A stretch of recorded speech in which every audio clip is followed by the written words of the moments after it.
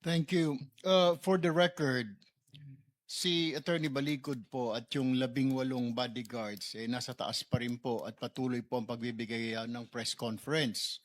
Medyo maging kanilang mga pahayag po sa media, nagka-bali-baliko na dahil kanina sabi nila willing po silang bumaba. And then kumambyo naman po si Attorney Baligod, sabi naman po ayaw na bumaba dahil baka ma-cite daw sila ng contempt ng committee na ito dahil sa umano'y titig-isipin natin nagsisinungaling sila. Pero nevertheless po, ayaw po nilang mag-attend sa hearing, sa meeting po na ito. 3 beses na po, simula kanina po na mag-umpisa tayo alas 9 pasado hanggang ngayon, ayaw po nilang bumaba. Despite the fact na may inutusan na po tayo sa Blue Ribbon na Secretariat, wala po silang sagot. Patuloy po kanila ang pagbibigay ng press con. Nililin lang din po nila ang sambayanan, oo, pero mamaya-maya sinasabi, hindi na lamang po. So, sa ngayon po, ayaw po talaga nilang umattend, mga kasama na dito po sa ating ipinatawag po na meeting. Well, it makes us question their credibility at kanila pong motibo. Pumunta po sila dito pero ayaw naman po nilang bumaba dito sa meeting po na ito. Parang ito po isang kanila po ang press release, isa pong optics para sabihin po na dumalo sila rito.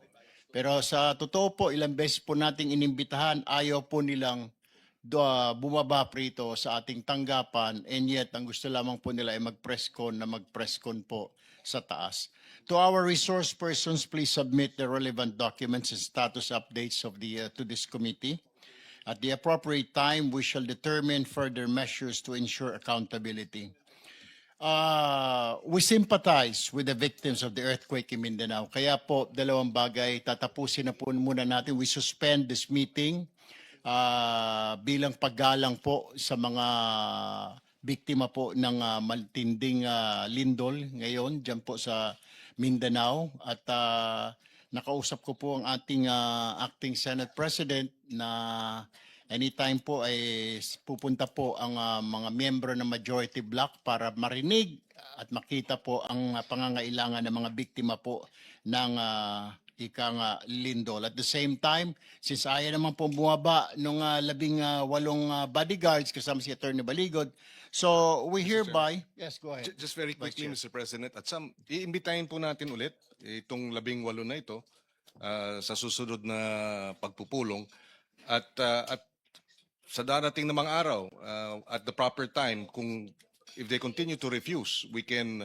at the right time compel them to attend, subpoena them, and if they refuse, we can have them cited in contempt and maybe arrested when the Blue Ribbon Committee has been fully constituted. For the record, Mr. President. Definitely, Vice Chair. Kasi nga, nagpupunta sila sa ating opisina para na ma-insulto. Pupunta po sa tanggapan ng isa sa kasama natin at doon po magpe-press conference. Ayaw pong umattend na meeting. Pinapakita pong optics nila. Pumupunta po sila dito, matapang silang pumunta, pero ayaw po nilang bumaba dito sa meeting na ito. So, ganun pa man, before we suspend this meeting, I would like to personally thank ang buong pong majority bloc sa staff po ng Blue Ribbon Committee, sa USAA, sa PRIB, at sa lahat po ng Senate staff na faithfully fulfilling their duties and for showing up today despite the fact na meron pong threats sa kanila na ididemanda, sisibakin po ng minority bloc. Sabi ko naman po, base po sa ating pong acting Senate President, siya po ang bahala. You are protected dahil may bago na po tayong, meron po tayong acting Senate President. So with this meeting is now suspended until further notice.